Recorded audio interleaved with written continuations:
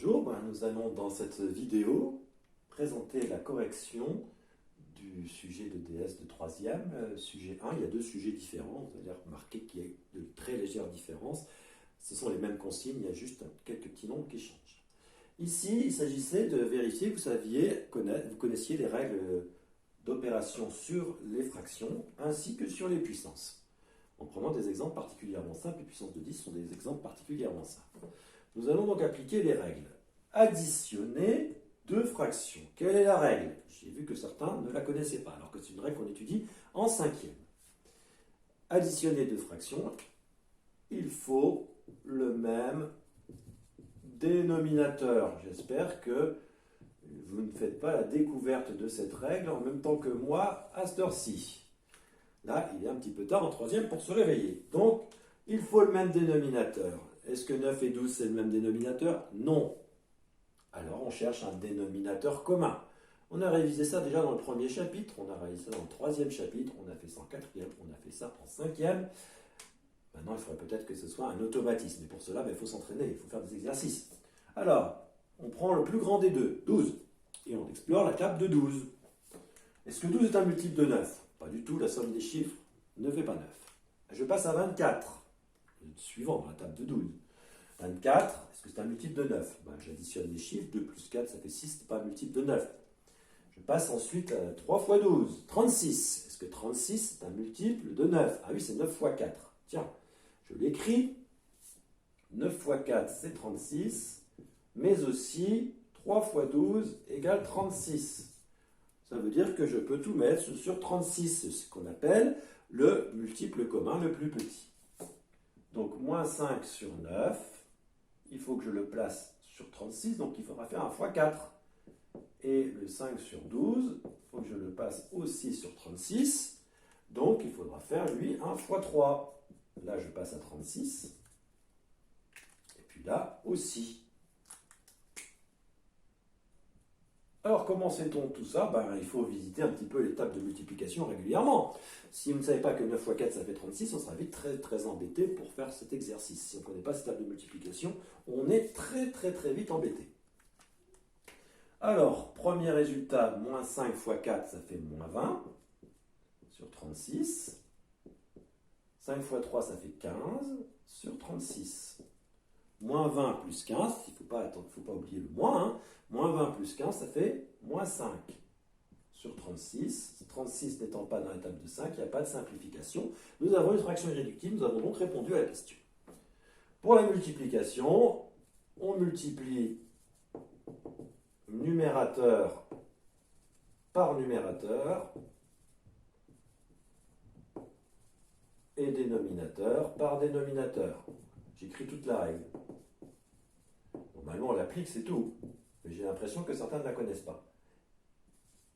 Je ne vais plus avoir de place pour le calcul.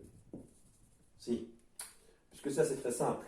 Moins 5 sur 9, multiplié par 5 sur 12, je multiplie en haut, je multiplie en bas, moins 25 sur 108. Pas de simplification, parce que 108, c'est pas dans la table de 5, et 25, c'est 5 fois 5, et 1 fois 25. Donc, il n'y aura pas de simplification. Je n'ai pas eu besoin de place, ça tombe bien. Diviser des fractions, il faut connaître les règles. J'ai dit l'addition, il faut le même dénominateur. Ça, c'était dans votre cours, chapitre 3. Multiplication, je multiplie en haut, je multiplie en bas. Je ne vois pas où est la difficulté. Et division, diviser, il y a une règle, il faut la connaître par cœur. C'est multiplier par l'inverse. C'est multiplier par l'inverse. On n'a pas besoin d'écrire toutes ces règles. Normalement, elles sont dans votre tête, et une fois qu'elles sont dans votre tête, elles n'en sortent plus. Additionner, même dénominateur. Multiplier, je multiplie en haut, je multiplie en bas. Diviser, je multiplie par l'inverse. Donc, ma division qui était moins 5 sur 9 divisé par 5 sur 12 devient moins 5 sur 9. Au lieu de diviser, oui, ça veut dire diviser, j'espère que vous ne l'avez pas perdu de vue. Diviser comme ça ou diviser comme ça, c'est pareil. Je multiplie, mais je multiplie par l'inverse, c'est-à-dire 12 sur 5. Je vois déjà que les deux 5 là vont disparaître, et que le 12 avec le 9, il va y avoir une petite simplification possible. Signe du résultat, c'est moins. Je Je décompose pour faire apparaître les simplifications. Le 5 avec le 5, il y sera. Donc il y a un 5 ici. Le 9. Bah, je sais bien que 9, c'est 3 fois 3. Le 9 qui est là. 3 fois 3. Le 12. 3 fois 4. Je simplifie. Un 5 avec un 5, un 3 avec un 3, et il reste le moins que j'oublie pas, le 4 en haut et le 3 en bas, moins 4 tiers. Ce n'est pas des nombres extrêmement compliqués. Voilà, ça c'est des règles qu'il fallait connaître. Les règles sur les puissances, je rappelle, les règles sur les puissances. Les puissances, j'expliquais que les puissances, ce sont des multiplications qu'on répète. 10 exposant 3, ça veut dire 10 fois 10 fois 10. Donc ce sont des règles compatibles avec la multiplication, mais pas avec l'addition. Si je dois additionner 10 exposant 3 plus 10 exposant moins 2, il n'y a pas de règle là-dessus. Il y a des règles pour les puissances avec les multiplications, avec les divisions, avec les puissances de puissance, mais il n'y a pas de règle d'addition. La seule possibilité, c'est de passer par l'écriture décimale. 10 exposant 3, c'est 1000. J'espère que vous le savez instantanément. 10 exposant moins 2, 0,01. Ça aussi, c'est à connaître. Notation 10 exposant moins 2, les puissances de 10.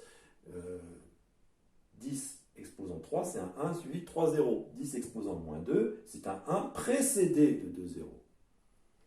Et bien ça, il n'y a pas 36 possibilités. Là, ça fait 10 000, 0,01. Voilà, il n'y a pas d'autre possibilité que de passer par la valeur décimale. C'était expliqué dans votre cours. On va vérifier, notion de puissance, addition, il faut passer par l'écriture décimale. Ici, on passe par l'écriture décimale. J'ai l'impression de refaire le cours du chapitre 3. C'est exactement la même chose dans votre cours. Donc il fallait réviser, tout simplement. Et s'entraîner un petit peu pour que quand on ait cette situation-là, on ait un réflexe. Il ne s'agit pas d'en avoir fait un exemple, et puis il est passé là, il est ressorti de l'autre côté. Non, non, il faut s'entraîner, c'est-à-dire en faire un certain nombre pour que ça devienne un automatisme. Par contre, la multiplication, quand on a une puissance d'un nombre multipliée par une autre puissance du même nombre, on additionne les exposants. Formule à connaître par cœur. Eh oui, il n'y en a pas 36 000, mais celle-là, il fallait la connaître. Donc ici, je l'applique. 10 exposant 3 multiplié par 10 exposant moins 2, je vais additionner les exposants. 3 plus moins 2. Ça fait 10 exposant 1. Si vous voulez marquer 10, vous avez le droit. Mais on demandait sous forme d'une puissance de 10, on a le droit de marquer égal 10 si on veut. On aurait pu s'arrêter là. Ça, c'est juste aussi. Maintenant, il y a une autre formule pour la division. Diviser deux fractions, cette fois-ci, au lieu d'additionner les exposants, par contre, on les soustrait à l'exposant n-p. Mais ce qui me semble surprenant, c'est quand même que vous avez rendu un DM avec des excellentes notes, où il fallait appliquer ces formules, elles ont été très bien appliquées. Arrivé au contrôle, elles ne sont plus appliquées. Là, c'est un mystère pour moi. À moins que ce soit quelqu'un d'autre qui fasse le devoir à votre place, ce qui n'est pas recommandé. Alors, ensuite, 10 exposant 3 sur 10 exposant moins 2, on applique la formule, l'exposant du haut moins l'exposant du bas, l'exposant du haut moins l'exposant du bas, donc moins 2, et non pas moins 2 tout court, moins 2. J'ai oublié de marquer le 10, pardon, excusez-moi, 10 exposant égale 10 exposant moins 3 moins 2. Ça fait 10 exposant moins 3 plus 2, et moins 3 plus 2, ça fait moins 1. 10 exposant moins 1. On aurait pu aussi écrire que ça fait 0,1, mais aussi demander sous forme de puissance de 10. Voilà. On poursuit avec la suite de calcul. Dans cet exercice, il s'agit d'appliquer les règles de priorité. Nous avons une expression E comportant des parenthèses, des fractions, des additions, enfin surtout des soustractions, et multiplication ainsi qu'une puissance. Dans une suite de calculs présentant des parenthèses, la règle dit on commence toujours par les parenthèses qui n'en contiennent pas d'autres. Donc on va commencer par celle-ci. Enfin là il y a une parenthèse, mais ça signifie qu'en fait c'est 3 demi, le tout au carré. Dans cette parenthèse, on va pas commencer par la soustraction, deuxième règle de priorité. Une fois qu'on est dans une parenthèse, on commence par les puissances. Parenthèse, puissance, multiplication, division, addition, soustraction, c'est ça l'ordre des priorités. Donc on va commencer par la puissance. Donc on recopie tout. ça c'est pas long à faire, 7 quarts moins 1 quart. Ah oui, j'aurais bien aimé faire ça, mais ça certainement pas, c'est une soustraction. 7 quarts moins 1 quart, j'aurais bien aimé le faire, mais non, jamais, c'est la soustraction, ça se fait en tout dernier. Après les multiplications, après tout ça. Donc là, c'est la puissance 3 demi fois 3 demi. 3 fois 3, ça fait 9. 2 fois 2, ça fait 4, ça fait 9 quarts. Donc maintenant, on va essayer de calculer la fraction. On l'a vu dans l'exemple d'avant. Pour calculer une fraction, il faut que les deux fractions aient le même dénominateur pour pouvoir en faire la somme. Donc ici, 1 tiers et 9 quarts, ça n'a pas le même dénominateur. Donc on va passer tout ça sur 12. Ben ici, il suffit de multiplier par 4. Et là, multiplier par 4. Quant à celui-là, pour passer sur 12, il faut faire x3 et ici x3. Donc, nous allons obtenir, comme première fraction ici, 4 sur 12 et l'autre, 27 sur 12. Ce qui va nous donner moins 23 sur 12. Expression E, 7 quarts moins 1 quart, je ne le fais toujours pas. Désolé, puisqu'ici vous avez une multiplication, et ici ce résultat c'est moins 23 sur 12. Désolé, je ne peux pas encore faire la fameuse soustraction qui était bien pratique ici, ben non, justement pas. On va être obligé de faire d'abord la multiplication. Je multiplie un nombre négatif par un nombre négatif, j'obtiens un nombre positif. Quand on multiplie en haut et on multiplie en bas. C'est un nombre positif, j'ai dit le résultat. 1 fois 23, ça fait 23. 4 fois 12, ça fait 48. Additionner deux fractions, maintenant je peux, puisque c'est la dernière opération que je fais, c'est l'addition. Là j'ai 4, là j'ai 48. Je connais un peu quand même. 4, 48, ça me paraît un peu quand même. 4 fois quoi pour faire 48 ? C'est fois 12. Donc j'ai juste à faire fois 12 ici, fois 12 ici, et j'aurai les 2 sur 48, et dans ce cas-là, je pourrai additionner. 7 fois 12. 84, c'est bien de connaître un peu de calcul mental, ça permet de gagner un peu de temps, parce que si vous avez tout le temps recours à votre calculatrice, vous n'avancerez pas. Et là, c'est pareil, 84 plus 23, on va pas s'amuser à prendre ça à la calculatrice, ça fait 107 sur 48, et c'est fini. Pourquoi est-ce que c'est fini ? Et bon, on se pose toujours la question de pouvoir simplifier. Les diviseurs de 48, on les connaît bien. 48, 3 fois 4, ça venait de 12. Ça venait de 4 fois 12, donc c'est tout des multiples de 2, de 4, de 3, de 6, de 8. Mais 107 n'est ni divisible par 2, ni divisible par 3, pas plus forte raison, ni par 4, ni par 6, ni par 8. Donc 107, c'est peut-être même un nombre premier, mais en tous les cas, c'est certainement pas un multiple de 48 ou d'un diviseur de 48. Donc on s'arrête là, fraction irréductible. Voilà, nous avons maintenant calculé une expression f, cette fois-ci, avec la notation scientifique. 15 fois 10 exposant 7 fois 4 fois 10 exposant moins 2 sur 5 fois 10 exposant moins 2, le tout au cube. Alors, on a le produit en haut et on a un autre produit en bas. Là, ce n'est pas une notation scientifique, il faudrait qu'il y ait une virgule là, si on voulait une notation scientifique. Bon, on ne va pas s'embêter puisqu'on peut calculer quand même, même si ce n'est pas encore en notation scientifique. Par contre, ça c'est une notation scientifique, là, ça n'a pas encore été calculé. Pour ce calcul-là, il y a une règle que je vais mettre en rouge, il faut la connaître aussi.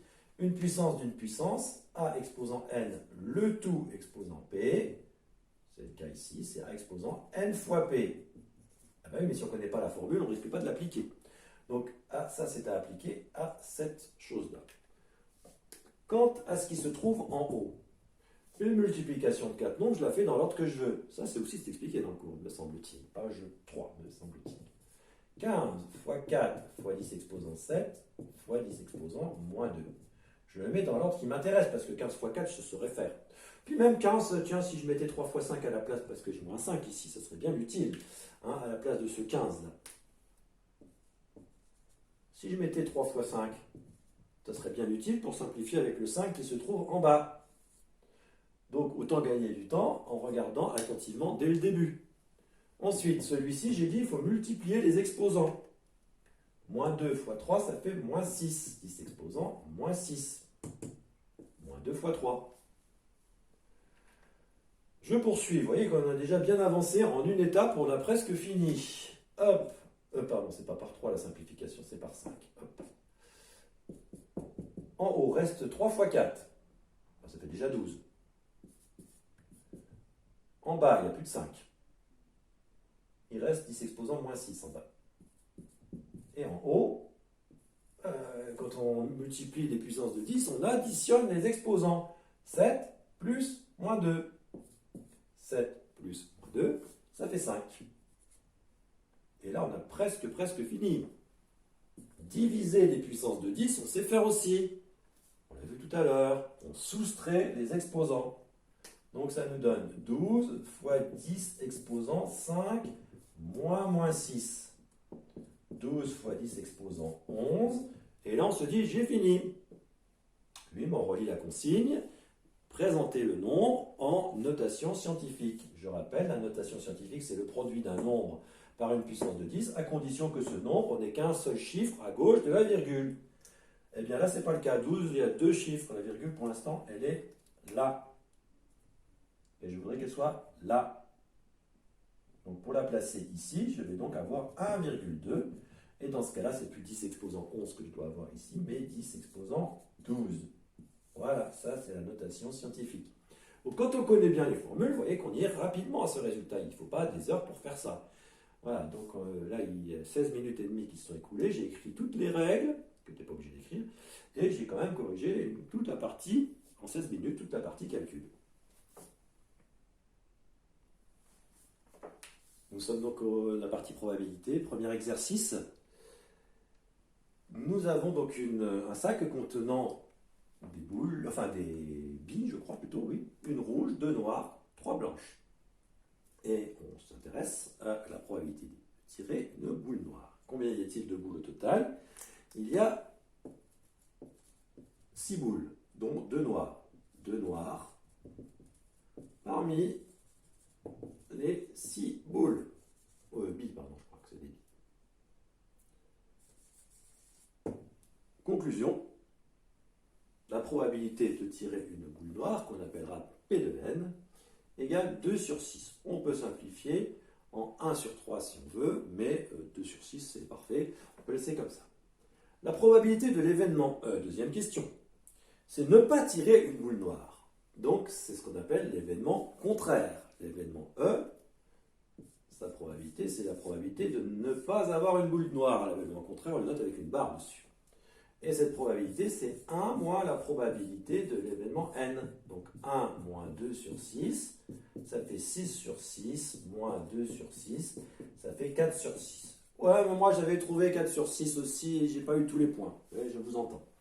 Sauf que la consigne, c'était comment calculer P de E à partir de P de n. Donc je voulais ça au moins.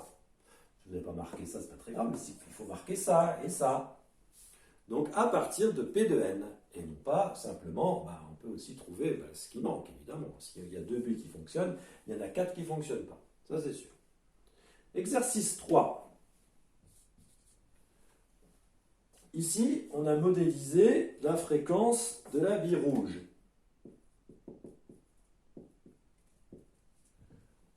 Alors, au premier lancé, j'ai 0. Donc en fait, je n'ai pas, j'ai lancé une fois, je ne suis pas tout à fait à 0, j'ai lancé une fois et je n'ai pas eu de bille rouge. Alors, après, je continue. J'ai lancé une deuxième fois, j'ai toujours pas eu de bille rouge. Et puis, puis ça monte un petit peu, je commence à avoir un peu des billes rouges de temps en temps. Puis je lance jusqu'à 2000 fois. Et au bout de 2000 fois, j'arrive ici.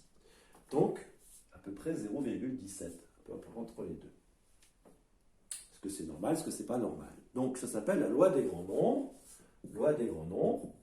La fréquence se stabilise au bout d'un grand nombre d'expériences autour de la valeur attendue, qui est la probabilité de faire une boule rouge. Probabilité du rouge. Quelle est la probabilité d'une rouge? Eh bien, il y en avait une sur les 6. On fait le calcul. 1 divisé par 6. 1 divisé par 6, ça fait 0,167, enfin 0,17 si je mets seulement 2 chiffres après la virgule. Ce n'est pas extrêmement précis, mais c'est déjà suffisant. Environ 0,17. est-ce que ce 0,17 correspond à ce qui se passe au bout de 2000? Pas au début, au bout de 2000. Ah, c'est pas si mal, hein. On n'est pas loin du tout. Bah, c'est jamais exactement ça, mais on est très très proche. Donc est-ce qu'on peut dire que la personne a triché? Non, au bout de 2000 lancés. Donc on met au bout de 2000 lancés. 2000, pas 200. 2000 lancés. La fréquence se rapproche. La fréquence, hein, c'est combien de fois? Par exemple, ici, j'ai fait 2000. Et mettons que j'ai obtenu 35 fois, 350 fois le rouge. Ben, 350 sur 2000, ben, ça fait à peu près ça. 350 apparitions d'habits rouges sur 2000 lancés. Ça fait à peu près 0,17.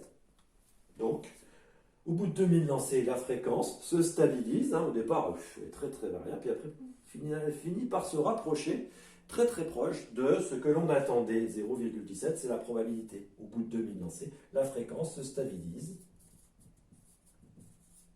autour de la probabilité. Alors, est-ce que c'est truqué ou pas? Ben, si ce n'était pas le cas, ça serait truqué. Si elle se stabilisait à un peu plus haut ou un peu plus bas, ça n'irait pas. Là, elle est un tout petit peu trop haute, certes, mais pas beaucoup. Donc, on peut considérer qu'il y a peu de chances que ce soit truqué. Alors, ceux qui ont dit qu'il est truqué, ben, ils disaient parce que c'est pas exactement ça. Bon, 2000, on n'est encore pas dans un nombre immense. Hein. Si on allait jusqu'à 2 millions, là, on serait franchement sur la ligne bleue. Mais là, on n'est qu'à 2000. Mais on n'est déjà pas loin. À 2000, dans C, on est tout près de la ligne bleue. Alors, comment je suis sûr qu'il n'y a pas de truc de tricherie? Ben, c'est parce que j'ai programmé ça sur un ordinateur pour que ça fasse exactement ça. Enfin, pour que ça fasse une expérience aléatoire avec une probabilité de 1/6. Et comme je n'ai pas triché, je ne suis pas exactement sur la ligne bleue. Si j'avais exactement la ligne bleue, moi j'aurais plus de doutes parce que exactement, ce serait trop beau. Même si ça commençait à être directement sur la ligne bleue dès le début, ça veut dire que j'ai fait tout pour que ça marche bien dès le début. Mais là, je n'ai pas fait tout pour que ça marche bien dès le début, j'ai fait vraiment le hasard. Et ça se rapproche, mais il faut attendre un certain nombre de lancers pour que ça se rapproche. Au début, ça ne marche pas du tout. Là, c'est trop petit, là, c'est trop haut. C'est juste à la fin, ça commence à être bien. Donc là, pas de tricherie. On considérera donc qu'il n'y a pas eu de triche. On ne s'arrête pas et on passe à l'exercice d'après. Dans cet exercice 2 en probabilité, donc on est en train de faire tourner deux roues, l'une comportant 5 secteurs, 2 portant cette partie-ci, et 1 portant le mot mu, 1 portant la syllabe to et 1 portant la syllabe ra. Et puis on fait tourner une deuxième roue sur laquelle il y a ré, to et fa. Quelles sont les issues possibles? Première question. Ben, les issues, vous les avez ici d'ailleurs. Hein, c'est mu ré, mu to, mu fa. Il y en a combien? 12. Vous les avez trouvées. Alors ce qui est curieux, c'est qu'elles étaient toutes écrites ici. Elles étaient demandées à la question 1 et vous n'avez pas vu qu'il suffisait d'aller voir ici pour avoir la réponse à la question 1. Là, vous aviez les 12 issues. Il y en a qui n'en ont pas trouvé 12 dans la première question. Donc, la réponse était déjà donnée. Plus ou moins, il y avait juste à compléter la liste. Ensuite, on vous demande l'événement obtenir si mu. Si c'est bon, ah ben là je ne peux pas avoir mu. Donc l'événement si mu, question 2, la question 2, la question 2, l'événement E est un événement impossible. On ne peut pas obtenir si mu puisqu'il n'y a pas de mu sur la deuxième roue. E est impossible. Donc, qu'est-ce que j'en conclus? Que la probabilité de E est nulle.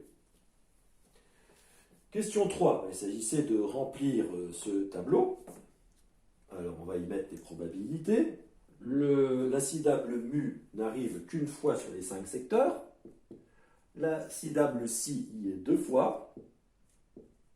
Une fois ici pour to et une fois ici pour ra.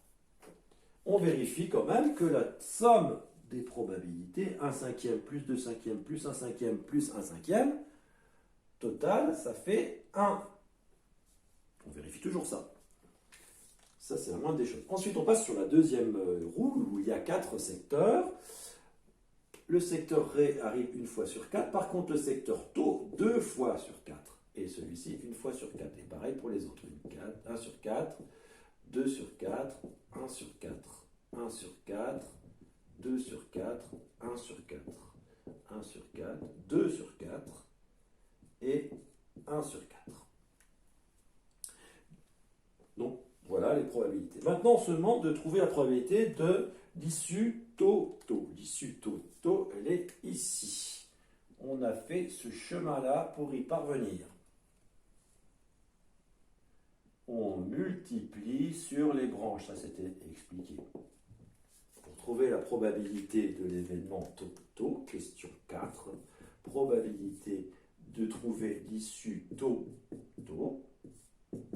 Il n'y a que ce chemin qui y conduit. On multiplie les probabilités trouvées sur les branches, 1/5 multiplié par 2 quarts. Ça nous fait 1 fois 2, 2 sur 20. On peut simplifier en 1 sur 10 si on veut. Question 5. On fait un mot avec les 2 syllabes, et on voudrait que ce mot commence par la lettre C, ben c'est forcément on passe par là, et se termine par la lettre E, donc c'est forcément ciré. Donc la probabilité de cet événement qu'on a appelé F, F ne contient qu'une seule issue, c'est si ré. Je crois que c'est ça dans votre énoncé, il faudra vérifier. Sinon, ben, vérifiez avec votre énoncé. La probabilité de F n'est constituée que d'une seule issue, ben, il suffit de calculer la probabilité de ça.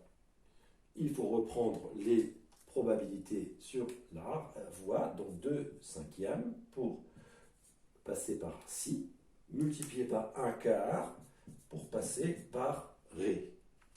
On obtient 2 sur 20 à nouveau. Exactement pareil que le précédent. On a autant de probabilité de faire le mot toto que le mot ciré.